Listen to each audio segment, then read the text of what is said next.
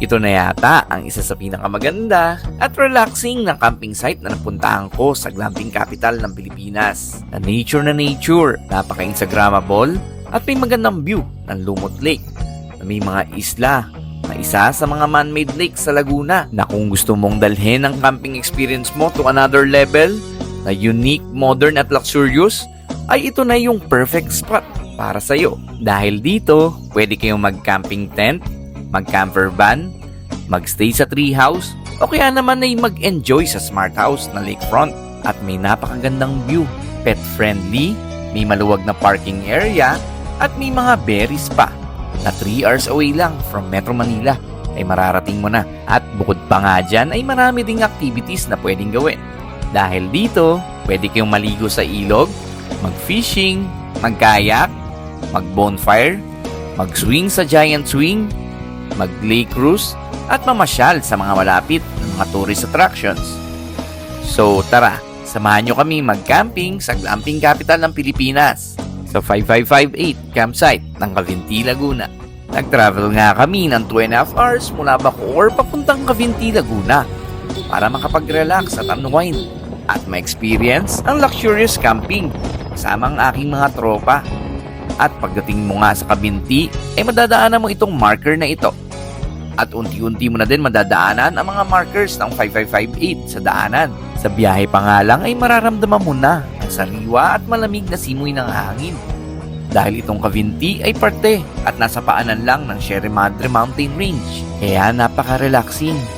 So welcome to 5558 campsite of Barangay Bukal, Cavinti, Laguna. Grabe, sobrang panalo dito dahil nature na nature at napakaraming pwedeng gawin at napakadaming pwedeng pagstayan. Ang lakas maka-instagrammable. Dito nga pala kami nagstay sa luxury smart house nila. Sobrang panalo dahil sa harap nito ay may napakagandang view.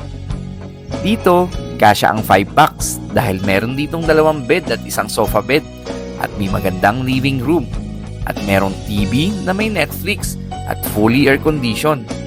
Meron na din ditong ref na pwedeng lagyan ng mga pagkain. May mesa at meron ding initan ng tubig. Kung magluluto naman kayo ay pwede kayong mag-request ng lutuan at griller. Tapos, isa naman sa nagustuhan ko dito ay yung malawak na CR nila na may hot and cold shower. Tapos, meron jacuzzi na napaka-insa-worthy dahil habang naliligo ka ay kitang-kita mo ang ganda ng lake view na ang lakas makarelax.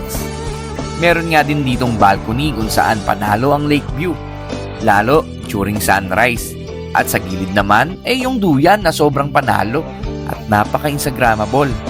Ma-avail mo to sa halagang 8,000 kapag weekdays at 10,000 naman kapag weekends. Good for 5 packs na ito for 22 hours of stay. Then after, una nga namin ginawa dito ay nag-avail kami ng lake cruise para makita ang iba't ibang isla sa paligid ng Lumot Lake. Then dumiretso kami sa La Francisca River kung saan ang tubig ay nanggagaling sa bundok papuntang Lumot Lake. Dito nga kami naligo dahil napaka-refreshing dito. Then inabot na nga din kami ng ulan nang pabalik na kami sa may campsite. Pagbalik namin, nakita naman namin yung mga nagka-car camping dahil pwede din kayo mag-tent pitching or mag-tent rent dito. Tent pitching price is 500 for day tour at 650 naman for overnight. At tent rental, 1,000 pesos for day tour at 1,500 naman kung overnight. At sa gabi naman ay sobrang panalo dito.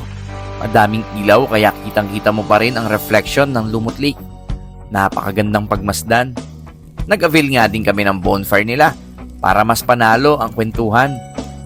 Then dinry nga din namin puntahan ang luxury camper van nila para mapakita din sa inyo. Napaka-comfy nga nito at instagrammable. Pwede pa kayo dito mag-video okay habang nag-chill.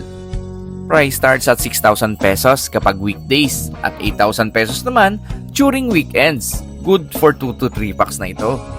Then kinabukasan naman ay tinry namin ng mag-kayak dahil free lang ito sa room na inavail namin. Pwede nga din kayo dito mag-crystal kayak at mag-picture-picture para mas solid yung experience nyo.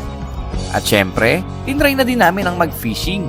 Nakakatuwa nga dahil maraming tilapia dito. Bukod pa nga dyan, ay marami pa nga din sila dito mga accommodations. Isa nga dito yung pumukaw sa aking atensyon. dahil nakita ko na sobrang panalo. Ito yung luxury treehouse nila na sobrang Instagrammable. Kasi dito may hanging bridge na pwede mong lakaran at air condition na din yung room nila. May TV at ito lang naman yung view mo sa labas. 5,000 pesos lang ito kapag weekdays at 6,000 naman kapag weekends. Good for 2 to 3 packs na. At bukod pa nga dyan ay meron din sila ditong ramen house na lakefront at may magandang view. 2,500 pesos lang ito. Good for 4 packs na kapag weekdays at 3,000 naman kapag weekends. At meron din sila ditong smart house na lakefront. 4,000 naman ito kapag weekdays at 5,000 naman kapag weekends. At ang smart house lake view naman nila ay 3,500 lang kapag weekdays at 4,000 naman kapag weekends. Good for 5 packs na ito pareho. At 22 hours of stay at children below 4 years old lang naman is free of charge. Kaya sobrang panalo dito at na-enjoy namin ang stay namin dito. Bukod sa sobrang nature at napakaganda ng lugar, ay sobrang unique, modern at luxurious glamping ang may experience mo dito. At kung nabiting ka pa nga, after mo mag-check out, ay pwede ka pa mamasyal sa mga tourist spots na malapit lang dito. At pwede mong daanan dahil ito lang namang Cavinti ang tahanan ng isa sa mga sikat na waterfalls na Cavinti Falls or mas kilala noon na Pagsanhan Falls. So, paano nga ba pumunta dito? Just type in sa Waze or Google ang 5558 campsite at dadaling ka na to dito. Or kung magko-commute naman kayo ay sumakay lang kayo ng bus na biyaheng Santa Cruz o Pagsanhan sa May Cubao or PITX at sumakay naman ng jeep going to Cavinti at bumaba sa Cavinti at mag-tricycle na papuntang Barangay Bukal. Sabihin nyo lang sa 5558 campsite kayo pupunta. So for bookings and inquiries, message lang po kayo sa FB page ni 5558. And for more travels, just follow us for more and God bless.